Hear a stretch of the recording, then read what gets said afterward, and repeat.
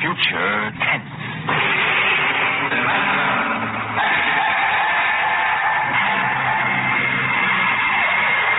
On stage tonight, Dimension X.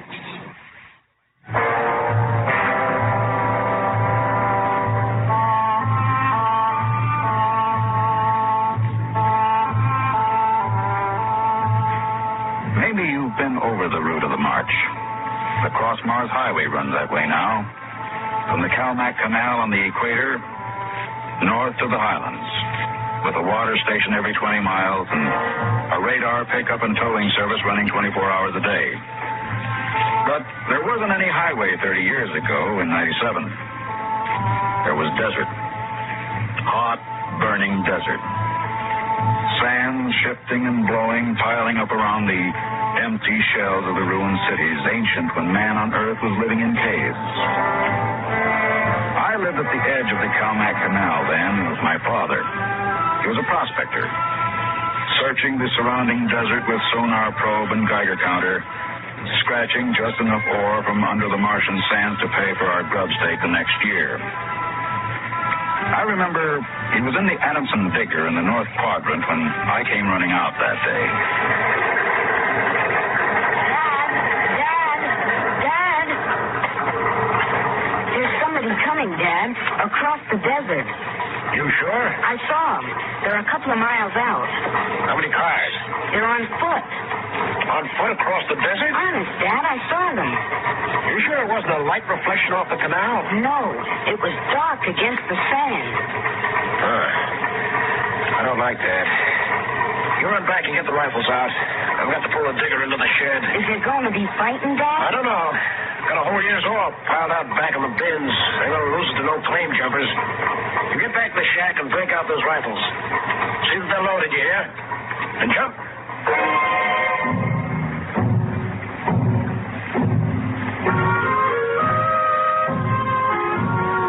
Dad had 3 surplus Army rifles and a couple of homemade grenades made out of ore cans stuffed with Adamson A explosives. We crouched inside the shack waiting.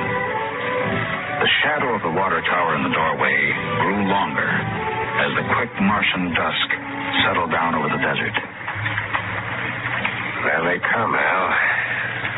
There's 2 of them. There's something funny about that second one. Look, he's all spindly, and his head's funny. Yeah, his head's funny, all right. Now, that's a Martian. I never saw one off the reservation before. There hasn't been one, not in 10 years. I don't like this. Here they come.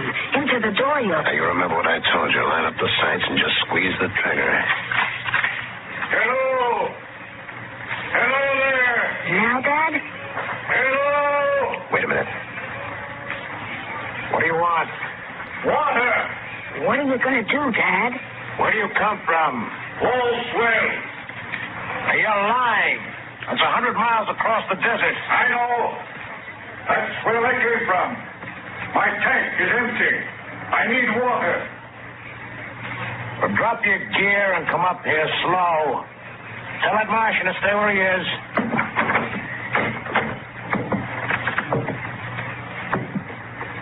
All right, now. Who are you? My name is John. John, huh? What are you doing with that spider? His name is Kantalka. I don't care what his name is. What's a human doing with a Martian? I found him in the dry bed of Calmac Canal, nearly dead of thirst. Probably ran off from the reservation. When our brothers are caged, they seek freedom. Brothers? Those spiders? All living creatures are our brothers, on Mars as on Earth. Oh, wait a minute. Bert Alstrom at False Wells told me there was a screwball hedge preacher over there hollering about letting the spiders loose off the reservations. Let no man call his life his own. No man or tribe nor nation. I guess that's you, all right. Yeah, Bert told me they called you Crazy John. Oh, well, I don't suppose there's any harm in you. Go on, fill up your tank at the air still. You can even have supper with us. We would be happy to. We? What do you mean, we? Kantalka and myself. That spider? Oh, no. I ain't having a Martian sitting down to eat with me. Now, you come on, no. Thank you, son, no.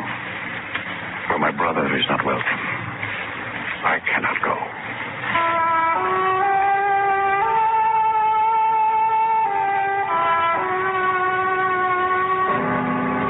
The old man filled his tank at the air still tower, and the Martian went through the ash pile for half-burned fuel brick. When we went in the house for supper, I could see them silhouetted against the fire. The old man with his wild hair and beard, and the thin, spidery arms and legs of the Martian. Dad, What now? were the Martians always on the reservation? Since the Outpost 3 massacre, they have been. What was that? Back before you were born, they lived wild in the mountains up north.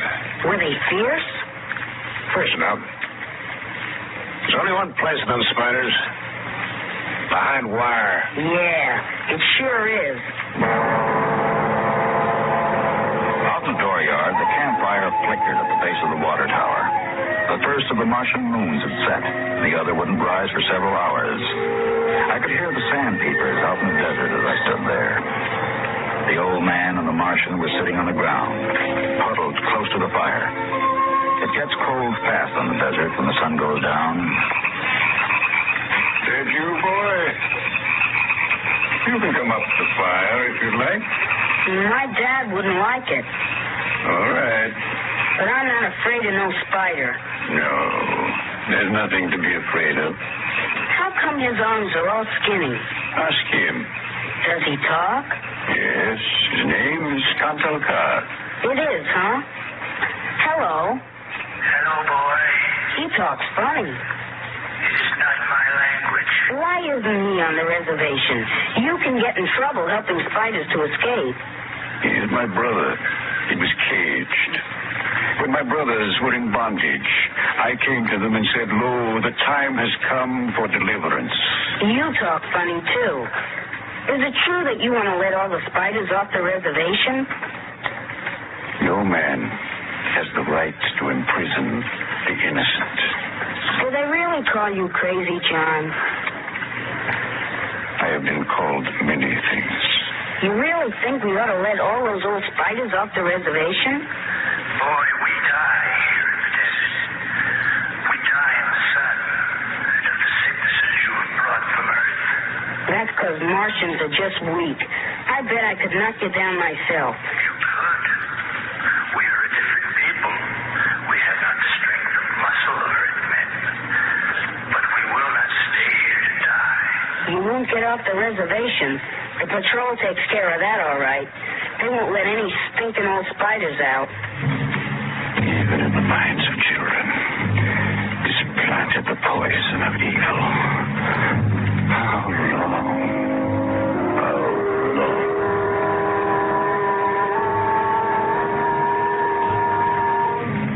That night through the window, I could see the flicker of the old man's campfire. He was walking up and down now, shouting, singing hymns, verse after verse, his white beard catching the light as he passed behind the fire.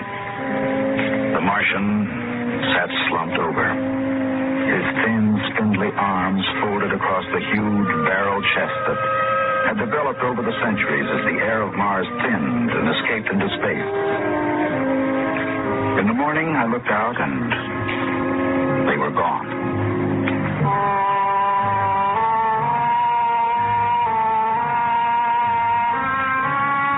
Looking back now, we wonder how they did it. The high-voltage wire around the reservation carried a fatal charge. The patrolman in the tower had 50-caliber machine guns. The desert around the camp was mined heavily. And yet, at dawn, August 7th, 1997, they broke out. I was down at the dried-up canal bed hunting sandpeepers when my father came running after me. Al! Here I am. Come on, back to the house. What's the matter, Dad? Now, shut up and run. What is it? Spiders busted loose. Heard Ostrom radioed in. Are they coming here? They're headed this way. Murdering devils. Did they kill anybody? It's patrolmen when they busted through the wire. Now, get inside. What are you going to do, Dad? Wire a keg of Atchison across the gate. You get in there, get the guns out. I got the rifles and shoved a full clip in each one.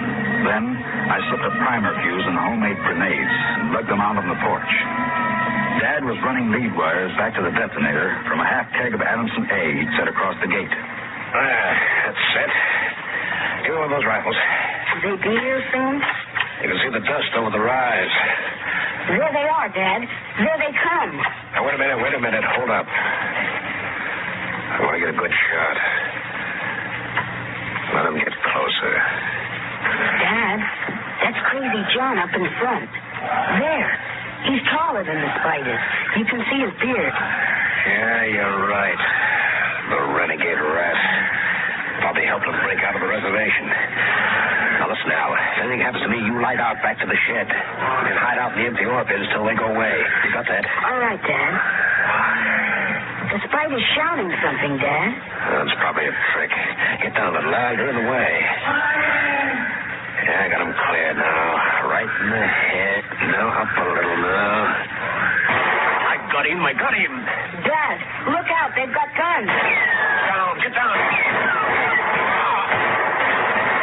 Dad! Get out, Al. Get out to the shed. But, Dad, you're hit. Go on. Those spiders are going to rush. Get going. I can't leave you. Shut up. Get out of here. You hear? Get out there.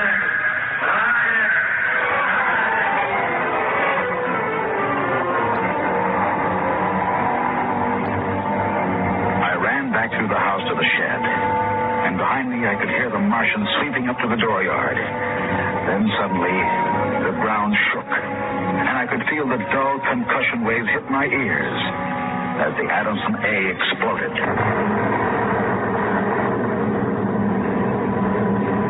I could hear the high whispered screams of the Martians and the rattle of fragments on the metal roof of the shed. I dived into the empty ore bin and slammed the hatch almost shut. I crouched there watching the thin edge of light that filtered through, listening to the brittle tramping of Martian feet on the board floor of our house. The shooting had stopped, and the shouts had died away. I sat there waiting, and then suddenly a shadow fell across the edge of light, and the hatch slid open on top of me. You leave me alone. I'll kill you. Boy, I've been looking for you. Where's my dad? What did you do to my dad? He's dead. You killed him. You and those spiders. You killed my father. Come out of there, boy. You let go of me, you murderer. Come on, Al. I'll kill you. I'll kill all those stinking murdering spiders. They are our brothers, boy. Your father shot without warning, and the fire was returned against my orders. You did not have to shoot. Our brothers came in peace. They're going home to their mountains. We came to get water for the journey. You mean you just wanted water? You... Dad. Dad. We'll be following soon. We must go. Boy? We'll have to leave him here with water and supplies. No, the Earth Patrol would question him. We need the time. He goes with us. He can't. It's straight across the desert to the mountains. He'll die. John, since the Earthmen came to Mars, the Highlanders have died like the grass in the hot sun. We are going home. One life cannot stop us.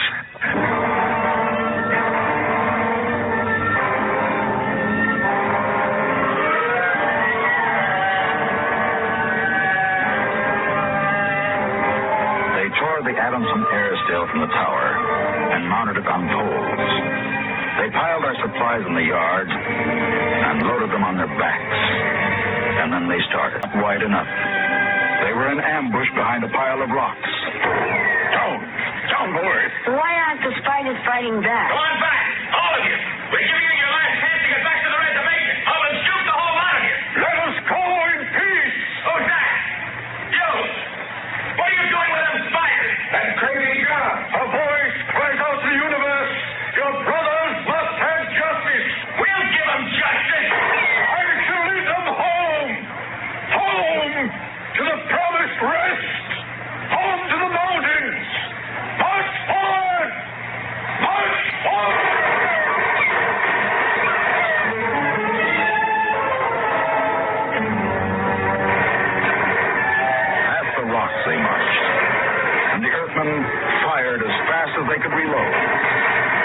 Martian would spin and drop as the heavy caliber bullets shook his bones to brittle fragments. But the march went on.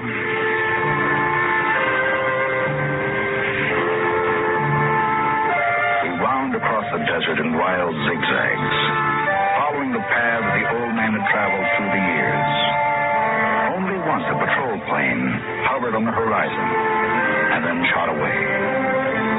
The days went on, the weeks, and the Martians died. They died of exhaustion. They died of the disease we had given them. And they died of thirst. The Atchison still could produce 27 units of water an hour, no more. And on that, they died of thirst. Here, boy. Here's your water. That's more than the others got. Take. You're giving me your water. It will be provided to me. He that brings justice to his brothers will drink deep of the water of righteousness. He that leads his brothers to their promised rest will savor the cool draughts of the mercy of heaven. Here.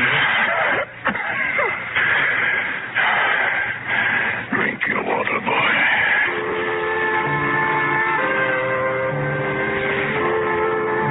Across the desert, from the Calmac Canal to Fever Dip, past the towering mesas of the Higgins Badlands, across the dry sea bottoms, they marched. On the 54th day of the march, we halted at evening. The air was thinner and colder now. The rations had long since been exhausted. And around the campfires, they cooked the hard, bitter kernels of the dogbush nut that grew on spiny stalks like earth cactus. I lay down to sleep wrapped in the old man's coat. Early in the morning, before sunrise, I woke suddenly. The ground mist that had covered the desert the night before was lifting slowly, and I saw the old man standing by the burned-out fire, the vapor swirling around his legs, and the cold light of the false dawn edging his wild beard. Go back to sleep, boy. I can't. The end is near. I've led them through the wilderness, dry shod across the seas. And before us lie the mountains. It's over. We're there. I've led them to their home. And I must go back to the desert. You mean alone? No, even now, I hear a voice in the wind. Carry the message to the men of Earth. Bring to this new world the message of the old. All beings created in the universe are my brothers. And he that harms my brother harms me. Goodbye, boy. You'll be safe now.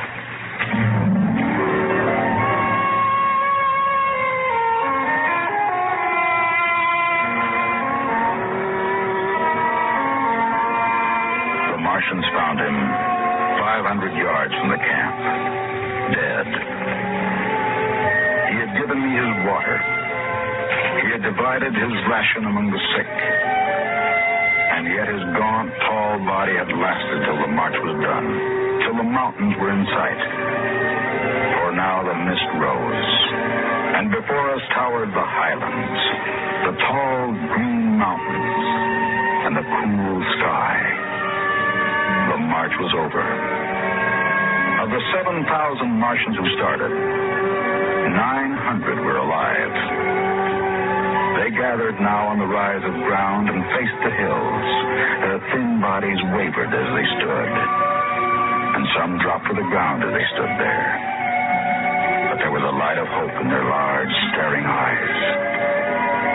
Most of them had died, but they had died on the way home. And now the march was over.